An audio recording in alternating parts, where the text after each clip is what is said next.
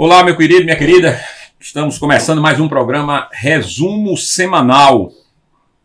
Hoje, excepcionalmente, com este que vos fala e com o pastor Linaldo Júnior. Está ausente hoje o querido amigo pastor Jonas Moreno. Mas nós estamos aqui e vamos fazer o programa de hoje, sexta-feira, 19 de abril, né? Mais uma edição do Resumo da Semana, Resumo Semanal, programa que traz informação, análise, opinião, tudo sob uma perspectiva genuinamente cristã e um bate-bola em três áreas, né? Normalmente acontece aqui a partir de três áreas, certo? A área da filosofia, cultura geral, a área da psicologia, da psicanálise e a área do direito conosco, né? E o que nos une? O que nos une é uma teologia conservadora, bíblica, sadia. Então o programa ele tem esta característica, tá certo? Antes de nós passarmos aqui para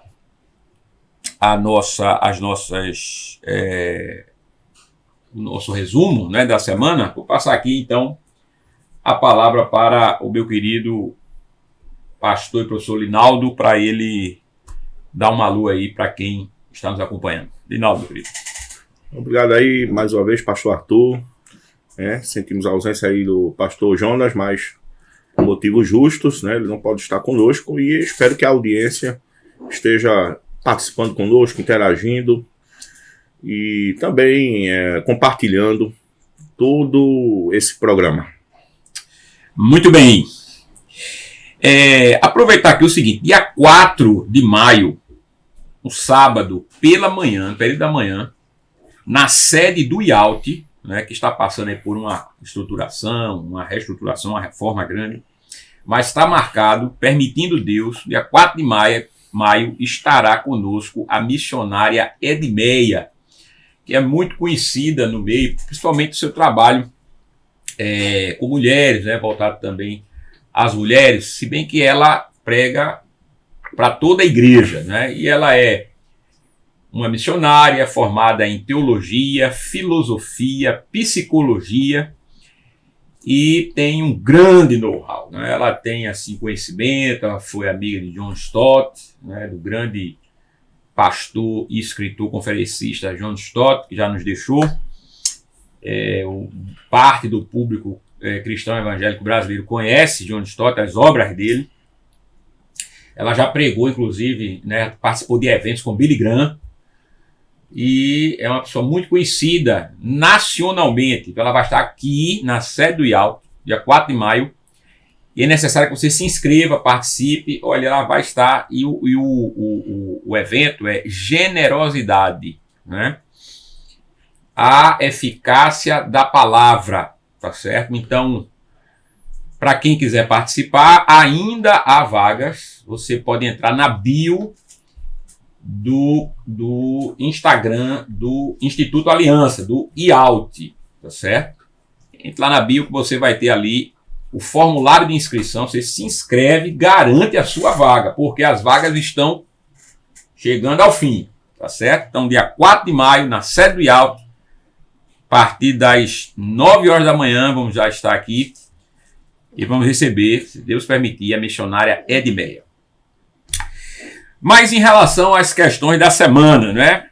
O que tem sido notícia, e notícias importantes, né? Primeiro, vimos essa semana, e saiu no Gospel Prime, e em outros meios de comunicação, o seguinte: Senado aprova projeto que mantém criminalização do porte de drogas. E agora a questão foi o seguinte: qualquer quantidade de droga, qualquer uma, né, pela PEC aprovada no Senado, então qualquer quantidade de droga, não existe mais essa quantidade mínima que caracteriza o usuário. Qualquer quantidade agora é crime, né? Ou seja, a PEC aprovada é para que seja, né, trazido, né, exista como lei a criminalização do porte de qualquer quantidade de droga. Muito bem. Na notícia, veja, que saiu, o presidente do Senado, Rodrigo Pacheco, né, segundo ele pontuou o seguinte, que a proposta visa diferenciar o usuário do traficante, garantindo que o primeiro não seja penalizado com prisão, mas sim com penas alternativas e tratamento contra a dependência química. Ou seja, não é que o camarada com uma quantidade pequena ele vá preso, mas ele vai ser, sim, ele vai ter de passar por um processo de tratamento e vai cumprir penas alternativas, mas ele vai ser responsabilizado por aquele porte. Hoje não é, né? Hoje não é. E o autor, né? O relator da PEC, o senador Efraim Filho, destacou que as drogas têm um impacto na saúde pública e na segurança, promovendo o aumento do consumo e a dependência química, que obviamente, né, gente, fortalecem o tráfico em grande escala.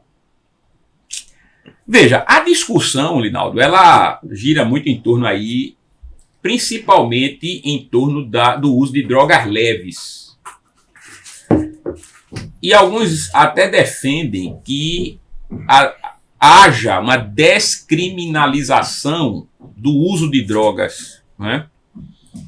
Veja, há quem defenda, por exemplo, que a maconha ela não tem os efeitos nocivos que dizem que tem, né?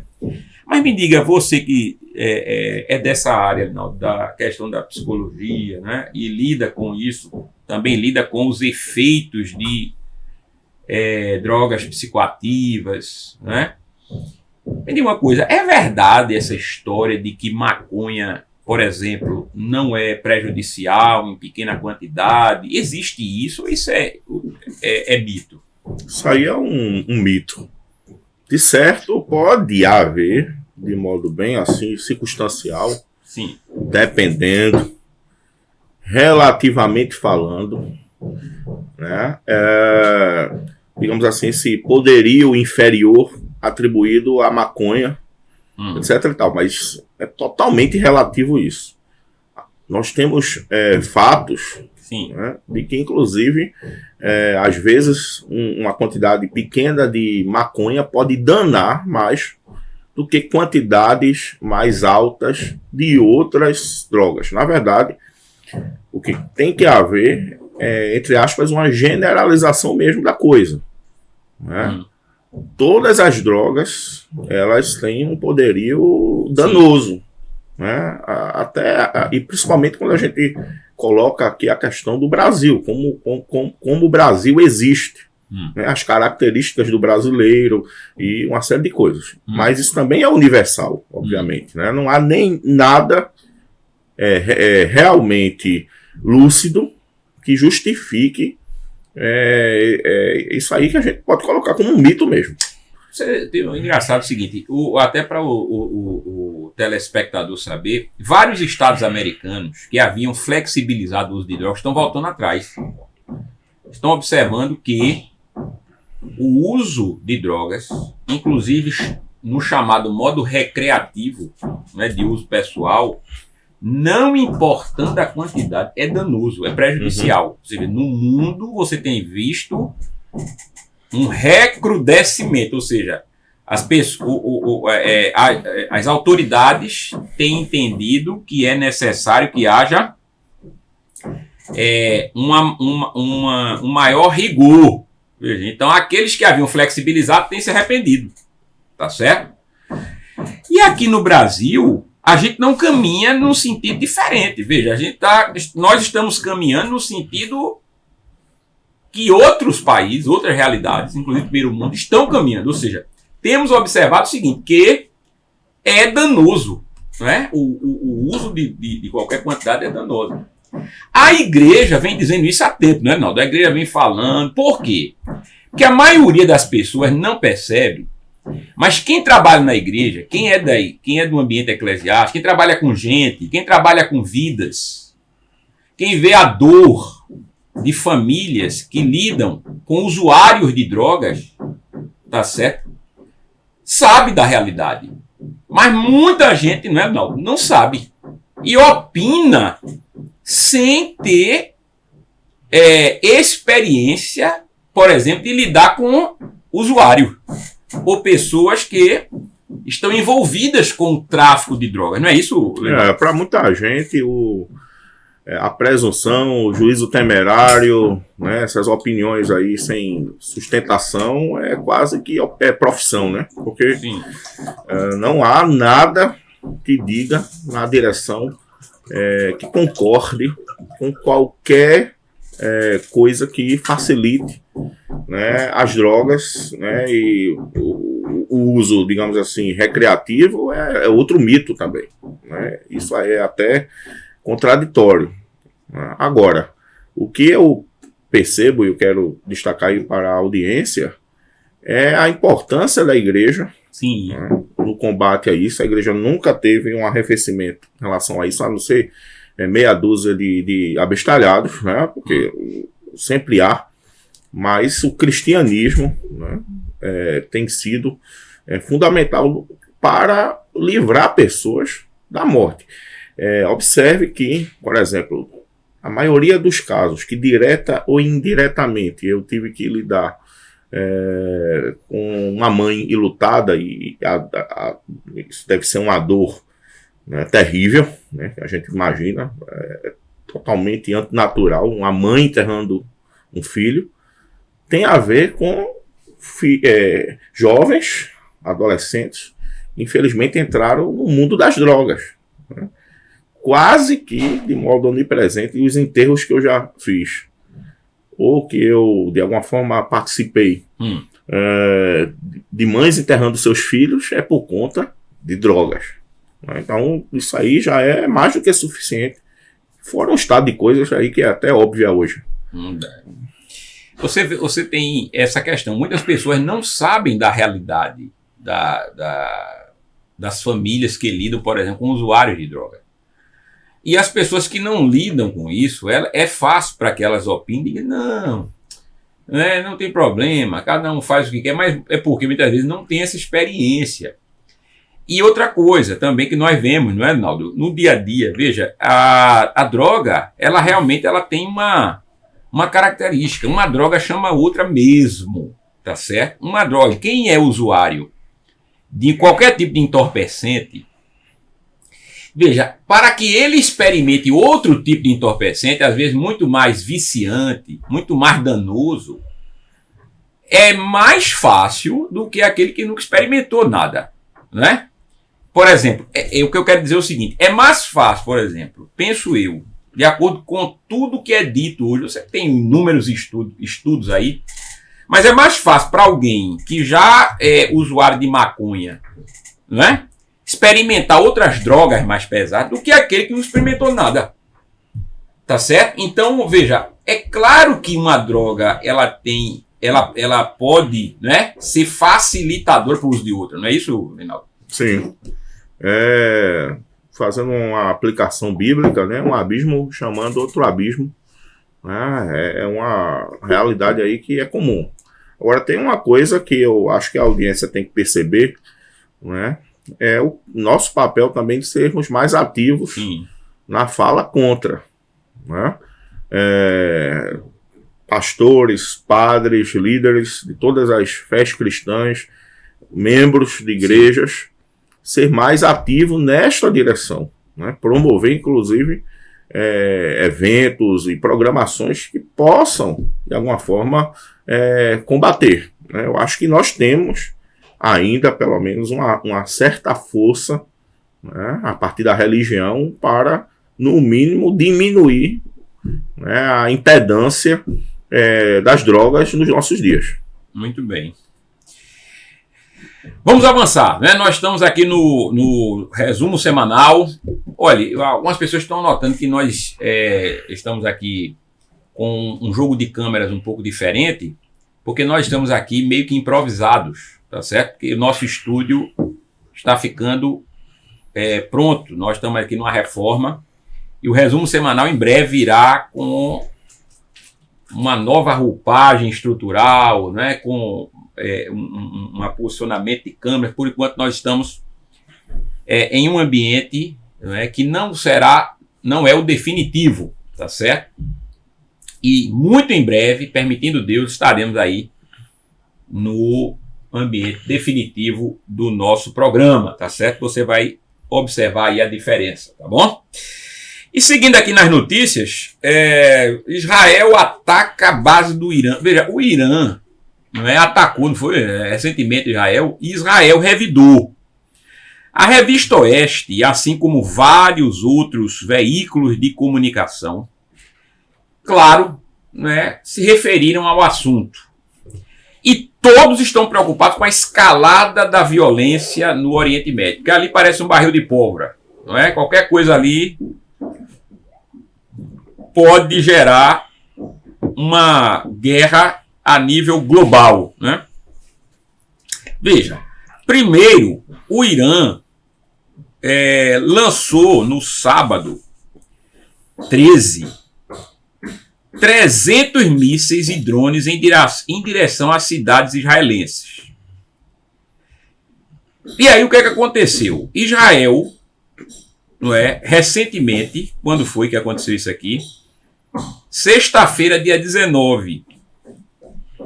Israel revidou e lançou drones sobre uma base aérea do Irã. Veja, o regime iraniano minimizou, mas houve o revide, do ataque.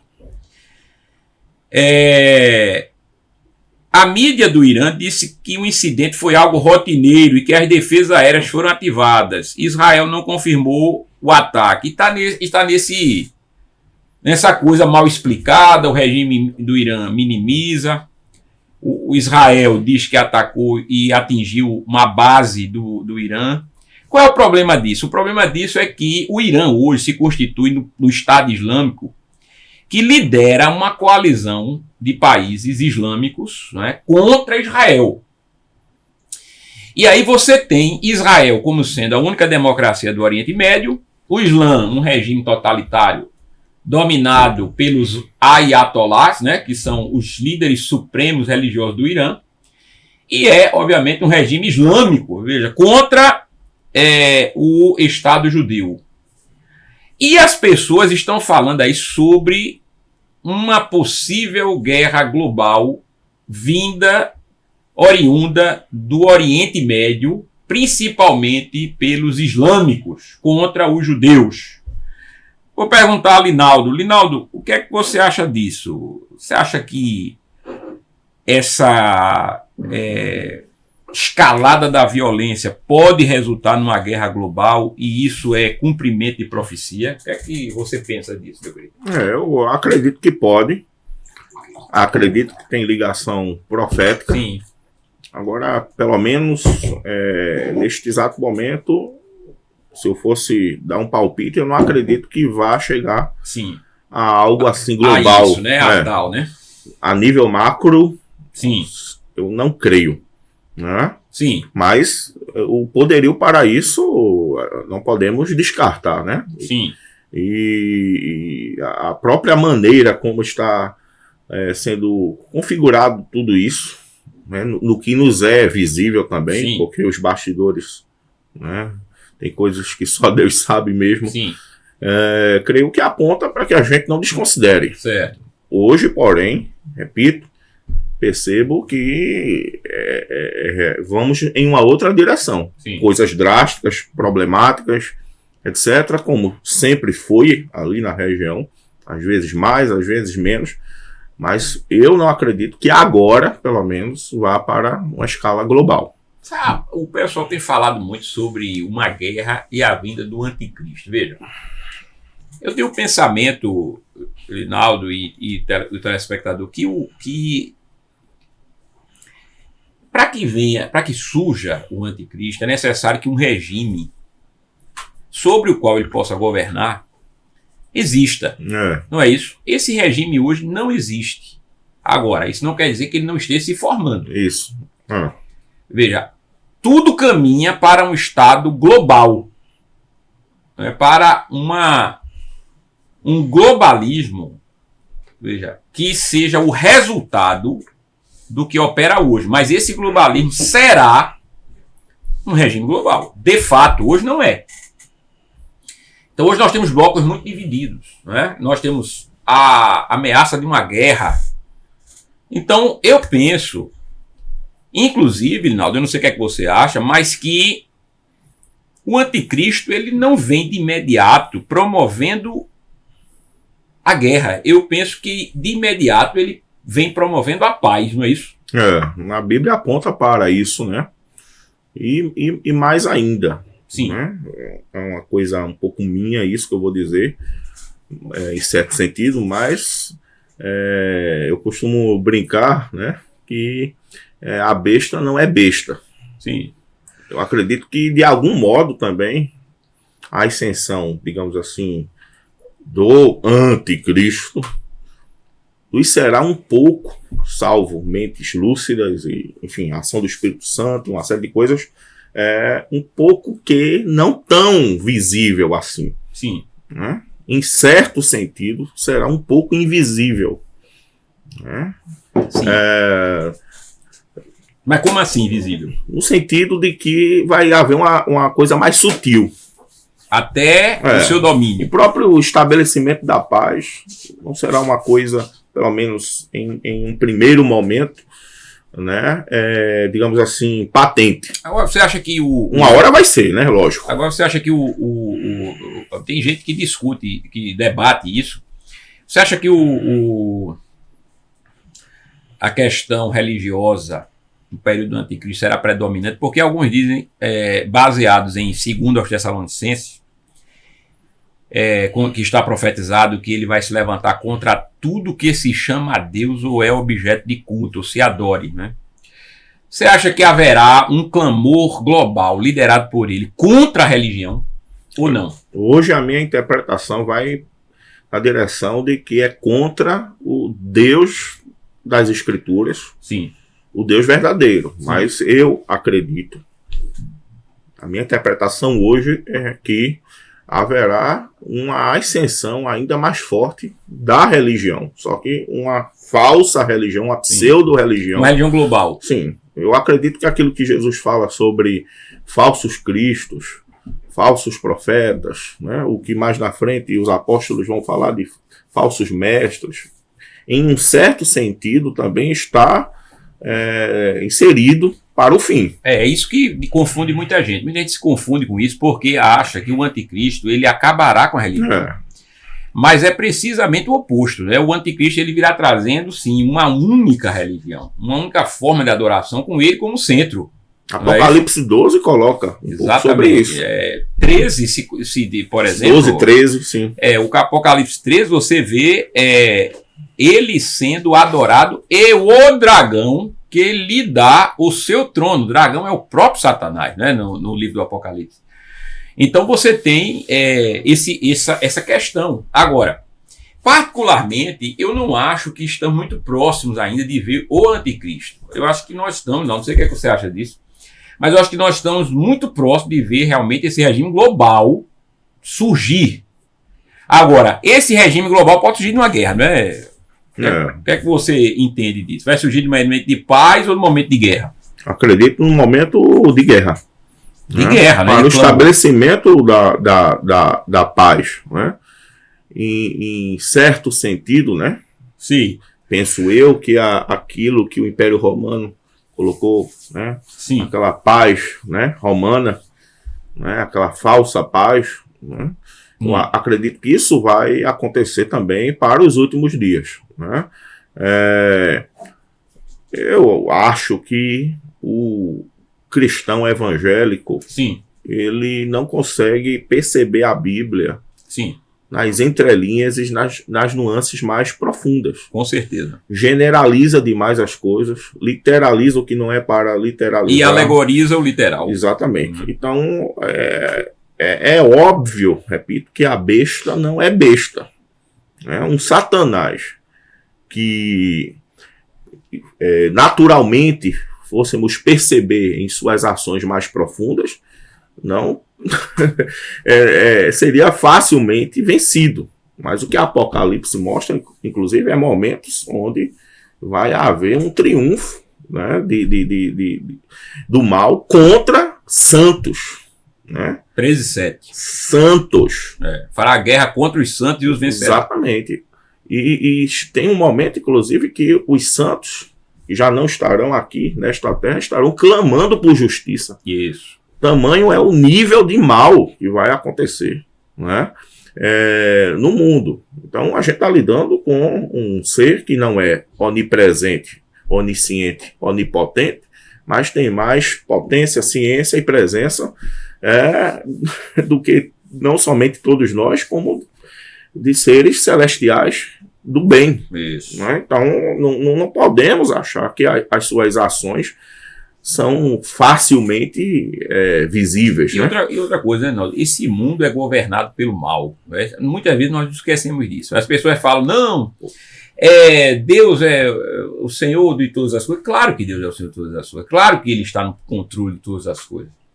Mas nós não podemos esquecer do que a Bíblia diz. Né? O que a Bíblia revela. O príncipe deste mundo. Né? A Bíblia diz o seguinte, que o mundo jaz no maligno.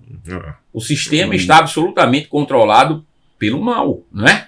Eles são, segundo algumas versões, lá em Efésios 16, os verdadeiros dominadores deste mundo tenebroso. Quer dizer, nós temos de ter consciência disto. O sistema humano, de um modo geral, é escravizado pelo mal. Não é? O mal tem uma ingerência muito maior do que aquilo que nós vemos aparentemente. Aparentemente é uma coisa, né? Aparentemente, mas por trás dos bastidores estão interesses escusos, pensamentos escusos, ações escusas, e tudo isso influenciado pelo maligno, não é, Linaldo? E claro que a gente deve temer somente a Deus, mas não podemos ignorar os ardis de Satanás, astutas ciladas. Isso. Antes, né, de resistir, né, ao diabo, temos que realmente ter sujeição a Deus. Sim. Né, como diz as Escrituras. E aí só uma reflexão que a gente às vezes percebe um certo desdém em relação ao mal. Né? Aquelas músicas assim, Satanás debaixo do meu pé, sim, eu boto para quebrar em Satanás, tal, né? Esse clima, né, que acaba sendo útil para o próprio Satanás. É isso. Né? Não é à toa que você vai ter um arcanjo poderoso dizendo que o Senhor te repreenda. Né? Então, dali a gente já percebe, né, que a gente não pode descartar esse poderio das trevas. Né? E fica para a reflexão isso aí. Né? Nós não podemos achar que aquilo que de algum modo também está oculto, né, não foi revelado pelo próprio Senhor Jesus e pelo próprio Novo Testamento, né, em certos detalhes mais macro, a gente vai ter, né, a arrogância de achar que vamos saber. Né? Nós só podemos saber aquilo que nos é lícito, aquilo que nos é permitido. Claro, né, não sabemos o dia da volta de Jesus, por exemplo, não podemos nem querer, né, arriscar uma coisa assim. Entretanto, os tempos a gente pode acessar. Né? A Bíblia nos dá, para entendermos assim, possibilidades. Né? Creio eu que já estamos, no mínimo, na introdução no chamado princípio das dores. Sim. No mínimo, uma introdução já. Né? Agora, penso que deveríamos pensar mais, né? Refletir mais, orar mais, sermos mais crentes nesses dias, porque a única força que pode neutralizar, enquanto o anticristo não domina, né? Que pode Sim. nos dar força e coragem, é o próprio Espírito Santo. E como diz Charles Ray, num livro dele de teologia sistemática, né? O nome do livro é Teologia Básica, mas na verdade é uma introdução à sistemática, uma certa coisa mais substanciosa. Sim. Ele apenas trabalha as ideias centrais, não é uma introdução pueril, né? Sim.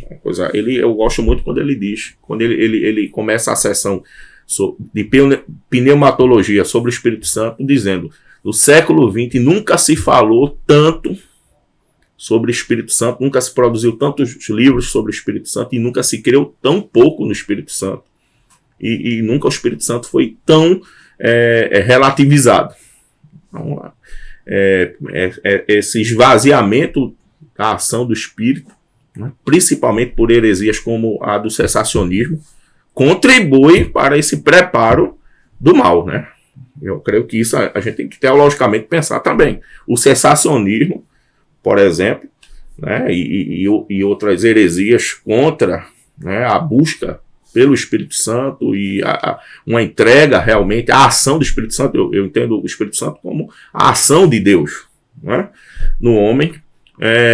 E isso aí está sendo um contribuinte para que problemas aconteçam mais na frente. Muito bem. E avançando aqui, mais uma notícia da semana, né? A bomba da semana foi mais um capítulo da novela, da intriga entre Elon Musk, o bilionário proprietário da Tesla, do X, antigo Twitter, né? E o ministro do STF, Alexandre de Moraes, que recentemente adicionou o Elon Musk ao inquérito das fake news, né?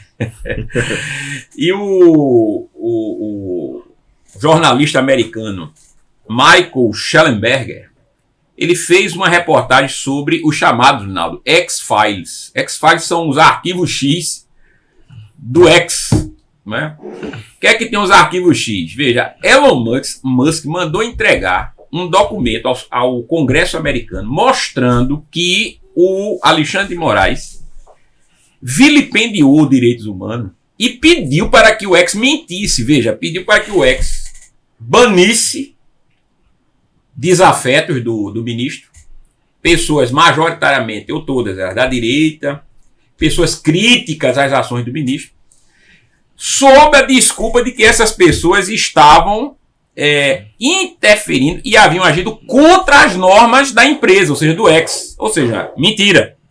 Então, veja, ele solicita ao X que minta, não é? E isso foi o que horrorizou o Elon Musk. Elon Musk, então, pegou as provas disso e enviou ao Congresso americano, que agora está exigindo,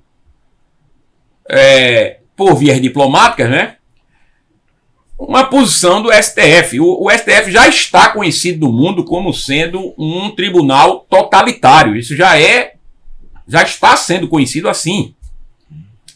Só que agora, essa semana, o Elon Musk falou o seguinte: de Moraes definitivamente interferiu nas eleições do Brasil. Veja, a pessoa de Elon Musk, ela tem um peso muito grande. Quando ela fala, né, é um dos maiores bilionários, uma pessoa muito conhecida, né, do mundo.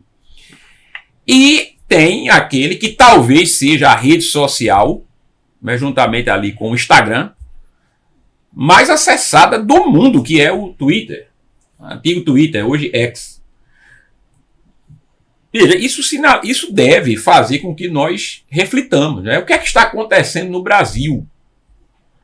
E aí vem a questão aqui, Rinaldo. A sensação é de que há uma perseguição, não é isso? Há uma ditadura. Quem pensa diferente daqueles que hoje estão no poder ou alinhados ao poder vigente, eles devem ser cerceados, não é isso, Rinaldo? E as redes sociais estão mostrando isso, né? Essa expressão aí pública de indignação, inclusive de gente, já começa, independente das motivações, sim, gente que se alinha de algum modo à esquerda, não é? Extrema esquerda ou não, mas tem até gente mais da chamada extrema esquerda começando a se preocupar, né? É de notório saber, obviamente, né, que algo estranho tem acontecido e não é de agora. Sim. Por exemplo, naquele impeachment da Dilma, soou já de modo muito estranho, né? ainda não tinha nesse sentido mais pop, assim, essas noções de direita e esquerda como há hoje, né? Mas você percebe aquela coisa de deixar a ex-presidente elegível, né? Aquela mexida ali manobra jurídica aos 45 do segundo tempo, foi inesperado para todo mundo, né? Você já percebe isso. Eu às vezes gosto de pesquisar coisas mais antigas, né? E hoje a gente tem até como acessar jornais antigos e tal. Você percebe já reclamações nos anos 90, início dos anos 90, final dos anos 80, né? Que talvez se tivéssemos essa um pouco maior lucidez que temos hoje, já teria havido algumas reações mais públicas, né, de preocupação. Não é uma coisa que começou necessariamente agora isso. Essa interferência aí entre poderes, né?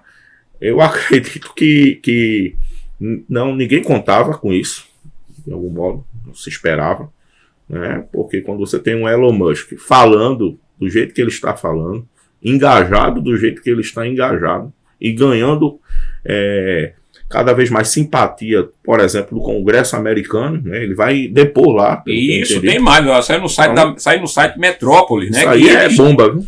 Que está previsto aí um depoimento dele na Câmara norte-americana no início de maio. Quer dizer, o caldo tende a engrossar muito, viu? Porque é claro, né, que isso vai ser um desgaste muito diplomático, porque o Brasil tem fortes relações com os Estados Unidos e a última coisa que os Estados Unidos quer, tá certo, do interesse americano, não importa, veja, se a presidência atual, a administração atual dos Estados Unidos é mais solidária, vamos dizer assim, à esquerda. Mas tudo indica que no futuro muito próximo, não é, se as coisas correrem como estamos vendo, a administração americana mude. E a direita mais conservadora volte ao poder, né? Isso está se desenhando hoje fortemente nos Estados Unidos. E essa influência norte-americana, ela se faz valer aqui no Brasil, não é, Naldo? Então, veja, no mínimo embaraçoso demais para o Brasil continuar nessa pegada de ativismo jurídico no meio político. Você veja aquela questão da criminalização das drogas, o Senado aprovou a PEC, não é, criminalizando qualquer quantidade de drogas apreendida com uma pessoa, por exemplo, na rua ou em casa. E um dos ministros do STF, o Gilmar Mendes, ele já disse, o Senado pode fazer o que quer, mas a última palavra é do STF. Veja, como assim? Quer dizer que então que se o Senado decidir algo contra um ministro por abuso, os próprios ministros podem desfazer o que o Senado intentou. Quer dizer, nada pode ser feito, é o que está se dando a entender, sem o aval, né, sem a autorização, o consentimento do STF.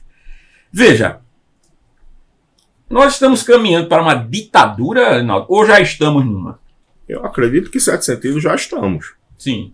Né? Isso é nítido quando a gente observa os fatos, né? O que realmente tem acontecido. O que me assusta um pouco, sim, eu já falei isso em programas anteriores, e aí entra um pouco assim a questão teologia agora, é a omissão da igreja a partir principalmente de nomes de vulto que poderia estar aí falando. Vamos falar um pouco sobre isso, né, não? Essa questão da igreja. Pois é, né? E aí, tomara que ninguém, digamos assim, passe mal o que eu vou dizer, mas tomara que a gente não vire uma Genebra, né, de outrora, né? porque a única coisa que justifica é que, no mínimo, né, existe uma profunda omissão e descrença em Deus. Né? Deus, ele entrega ao homem a liberdade. Agora, você acha, não, só lhe interromper, você acha que, sendo bem objetivo, as pessoas que, por exemplo, você falou líderes de vulto, você acha que alguns estão muito fortemente nas redes sociais, inclusive, não é? Muito ativos. Eles dizem, por exemplo, eu já ouvi várias vezes isso. Não, a igreja não interfere em questões do Estado. A igreja está aqui exclusivamente para pregar o evangelho e nós não devemos nos meter, nós não devemos nos intrometer nessas questões. Mas isso soa um pouco covarde, não é? Quer dizer, a impressão que dá é que não estás querendo defender a pureza da mensagem do evangelho. A impressão que dá é que essas pessoas elas têm medo de se envolver de modo mais direto com questões que, obviamente, vão interferir na prática do evangelho diário, né? Porque se nós permitimos, não, que um sistema se levante que é flagrantemente anticristão, o que é que você acha que vai acontecer caso esse regime domine absolutamente? Veja, é claro que o evangelho sofrerá. Então, esta palavra, né, que é muito ouvida hoje, não, a igreja não deve se envolver, não, líderes não devem falar sobre questões de política, porque nós somos chamados para pregar o evangelho. Sim, nós somos chamados para pregar, não é? Como líderes, como pastores, como missionários, como evangelistas, tudo bem.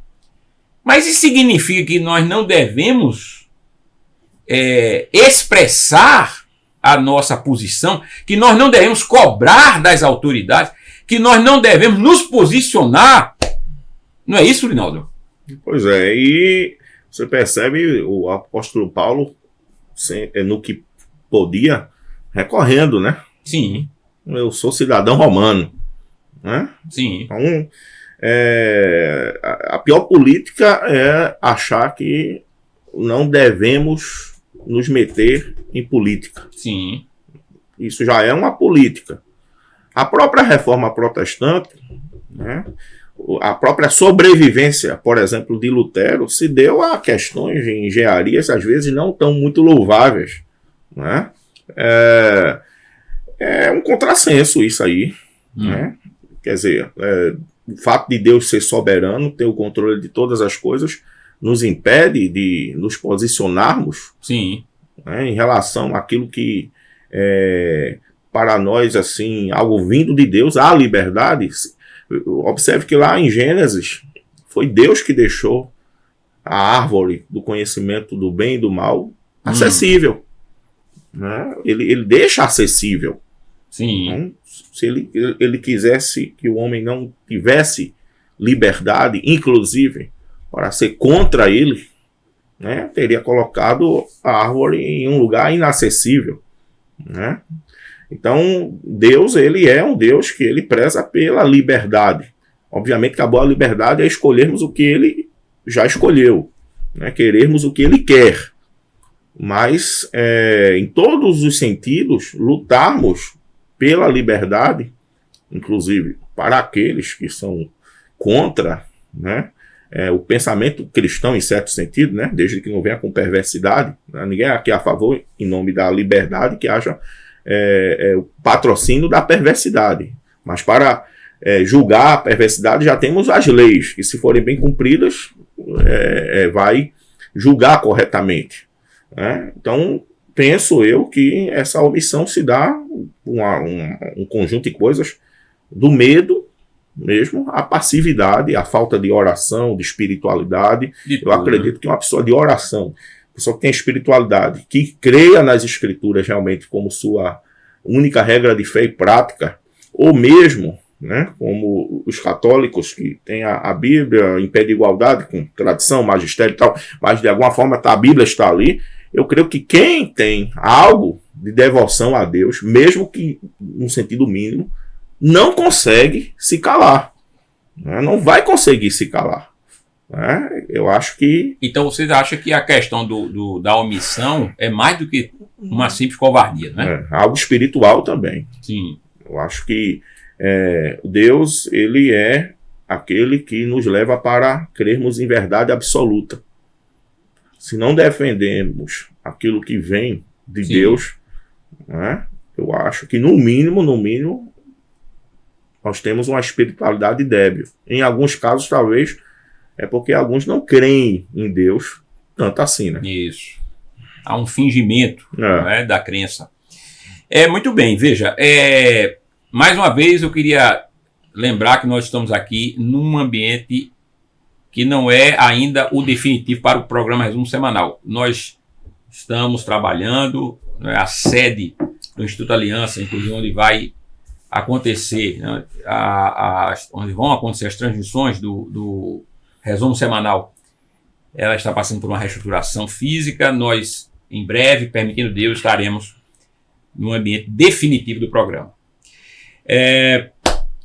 Muito bem, veja, nós tínhamos falado que temos uma novidade essa semana, e a novidade é o seguinte: nós vamos lançar esta semana o canal do Resumo Semanal, né? O canal direto. Essa próxima semana estaremos lançando o canal. E vamos ter uma promoção de inauguração, tá certo? Do nosso canal.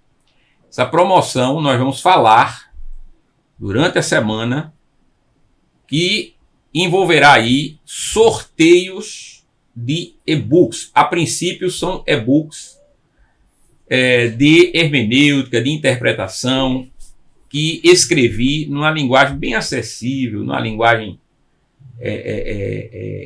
que todos podem desfrutar, tá certo? Todos podem abraçar.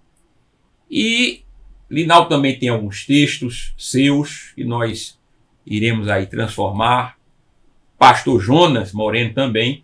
Mas a princípio nós vamos aí lançar sorteios para os telespectadores do Resumo Semanal no nosso novo canal, o canal exclusivo do programa, onde você vai encontrar as edições do Resumo Semanal, tá certo? Outra coisa importante também, aproveitar o dia 19, né, que é hoje, sexta-feira, dia 19 de abril, amanhã, dia 20, nós vamos ter uma programação aqui na sede do IALT sobre um estudo dos livros mais difíceis da Bíblia. E você é o nosso convidado, né? Os livros mais difíceis. Às 17 horas começa essa programação. E logo em seguida nós vamos fazer uma análise aqui do filme Nefários. Não sei se não já viu esse filme. Já assiste? Não, ainda não. Sei um pouco aí o contexto. Mas a repercussão do filme fala sobre possessão demoníaca. Algumas autoridades eclesiásticas falaram que esse é o filme mais bem feito sobre possessão demoníaca e que não tem aquela coisa, aquela pirotecnia, né? Aquela de Hollywood, né? Algo mais assim centrado realmente no que é de fato a possessão demoníaca. Então amanhã nós vamos ter, depois do estudo sobre 2 Pedro, né, nessa série, os livros mais difíceis da Bíblia, nós vamos ter aí a análise, né, a exibição do filme e a análise do filme Nefário. E eu também queria pontuar aqui que você que se interessa por psicanálise, você que se interessa em fazer um curso de psicanálise, nós temos no IALT, não é, Linaldo? Um curso de psicanálise. Hoje, esse curso é coordenado por Linaldo. Eu queria que o Linaldo falasse um pouco, Linaldo, sobre o curso de psicanálise, meu querido. Isso é interessante, né? Inclusive para o que estamos conversando hoje, porque vamos aí, digamos, trazer alguns esclarecimentos e remover alguns mitos. Né? Porque existe uma visão dentro da igreja evangélica contra a psicanálise, às vezes, prevalecente em alguns nichos. Isso não é a maioria, pelo contrário, uma minoria, mas que de alguma forma leva, às vezes, alguns a dúvidas, né, indevidas e até sem necessidade. A psicanálise é uma abordagem da psicologia, né, criada por Freud, mas que vai se desenvolvendo. Né? Nós temos psicanálises hoje em dia. É uma abordagem da psicologia que nos permite termos de uma psicologia teísta para diversas abordagens e até algo mais autoral também, Sim. como o uso clássico mesmo da coisa, né? Pelo menos em essência, em alguns casos realmente o que Freud trouxe é a maneira mais lúcida de se resolver. E aqui no IALT temos um diferencial, aí é que entra a questão. Temos uma psicanálise plural. Sim. Tudo aquilo que é realmente cabível e tem que haver para uma formação boa de psicanálise, nós temos. Com uma coisa, um sentido mais lato também. Veja, você tem conversas interdisciplinares, você tem aulas sobre cultura geral, filosofia, né? A gente não pode compreender a mente humana, a alma humana, né? Desconsiderando, por exemplo, Platão e Aristóteles, né?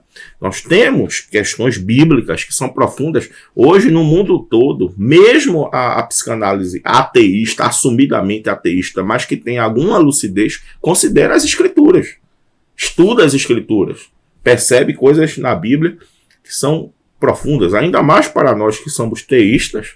Precisamos conversar com a Bíblia também, né?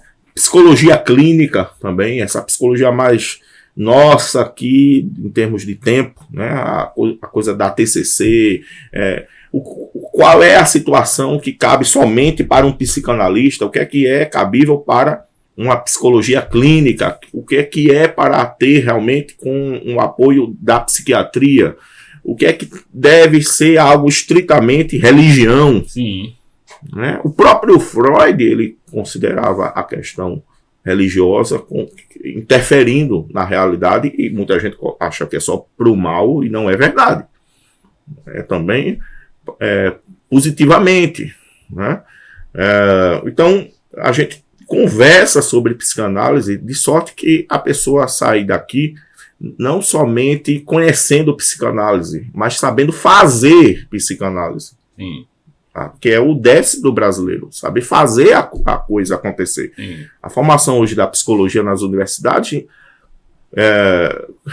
de forma limitada, mas traz informações, ponto. Mas a pessoa não sai sabendo ser psicólogo.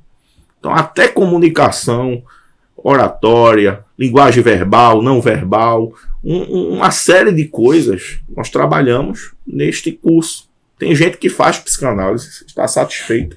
E não é para atuar de modo clínico, não. É para ser um profissional melhor, para conhecer mais sobre a alma humana. Então é um curso, digamos assim, que tem serventia para quem quer clinicar, para quem quer atuar, mas também para quem quer conhecimento. Né? Quem quer boas informações, quem quer saber lidar melhor com o ser humano, pastores, líderes, pessoas, professores, que querem ferramentas. Né? A psicanálise é interessante. Né? E nós conversamos em relação agora falando de modo estrito, a psicanálise não é somente sobre Freud, o que não é um problema em si. Tem gente que segue esse caminho, quer se tornar um freudiano. Mas a gente tem Freud, Jung, Lacan, chamados por alguns de dissidentes, mas que não são dissidentes, né? São nomes importantes, né? como Adler, Viktor Frankl. Você tem assim uma estrutura para fazer a pessoa pensar. Claro que o brasileiro gosta, às vezes, do 2 mais 2 é igual a 4. Mas a nossa missão é fazer você entender a essência da psicanálise, e isso sem necessariamente fazer uma concorrência contra as escrituras. Não é misturar psicanálise com Bíblia. Para nós, a Bíblia está acima, né, de qualquer coisa. Né? Mas, digamos assim, termos, inclusive, a possibilidade de uma perspectiva mais cristã, para quem assim queira. E aí o seguinte, essa explicação foi boa, porque quem quiser mais informações aí sobre o curso de psicanálise, Ligue para o IALT 3033 5004 e você faz sua inscrição. Pode conversar, marcar para conversar com o Linaldo, o pastor Linaldo, que é coordenador do curso. E procure saber mais. Eu creio que pela procura que tem tido o curso de psicanálise, pela busca, né, das pessoas de autoconhecimento, conhecimento da alma humana, como foi falado, é muito importante. Olha, só uma coisa, 18 de maio, sábado 18 de maio, Sim. vai ter uma palestra minha lá na CPAD, né?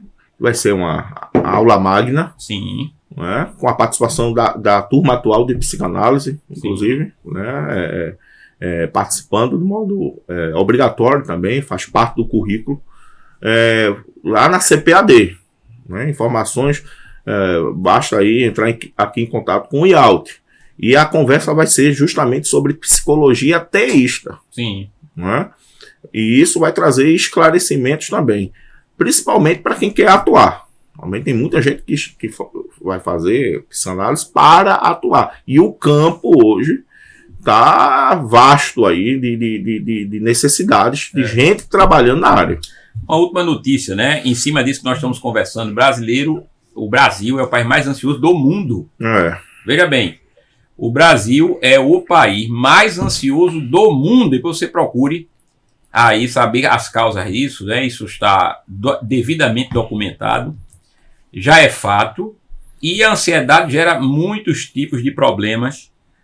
E, na atualidade, o Brasil lidera o ranking entre os países mais ansiosos do mundo como aquele que é o mais ansioso. Veja, o brasileiro não é, então, esse poço de calmaria que muita gente nada. imagina, né? Pelo contrário, tá certo? Nós somos ansiosos, estamos estressados, deprimidos, né? E precisamos aí, então, da ajuda devida. Muito bem, a edição do resumo semanal 19 de outubro vai ficando por aqui. Passa para o Linaldo para que ele dê aí as suas considerações finais, Linaldo. E quero só dar uma nota de louvor a um brasileiro que às vezes é tripudiado no meio, inclusive evangélico, né, que vem dizendo que isso iria acontecer há tempos, que é o Augusto Cury. Sim. Né? Ele fala para o povão, né? Ele não tem uma linguagem acadêmica, ele não se propõe a isso, mas verdade seja dita, lá de trás, já no início dos anos 2000, ele vem dizendo que o Brasil iria chegar a essa estatura, né, que nós estamos. Né? Condição de país ansioso. Exatamente, né? Que a gente reflita sobre isso, porque deveríamos nós valorizarmos mais a casa, né? O Brasil tem nomes aí em várias áreas importantes e a gente às vezes fica aí dando audiência para quem é de fora, se esquecendo que tem gente aqui no Brasil fazendo teologia, fazendo psicologia, fazendo filosofia, que é o caso do pastor Arthur, né, no nosso meio protestante, um dos poucos nomes, né, está fazendo filosofia, né, fazendo teologia, né, que a gente possa refletir também sobre isso, né? Será que a gente não deve considerar mais as boas produções, né? A boa da música que ainda existe, nossa, né? As artes de modo geral e a pensamento bom, né? Que a gente tem, sim, no Brasil ainda. Exatamente. Meu querido, minha querida, é um prazer a sua audiência. Fique ligado. Nós teremos novidades durante a próxima semana, permitindo Deus, sobre o resumo semanal, trazendo aí promoções, canal exclusivo e vamos aí entrar fortemente nas redes sociais, tá bom? Que Deus abençoe sua vida e até a próxima sexta-feira em mais um resumo semanal, se Deus assim permitir. Valeu!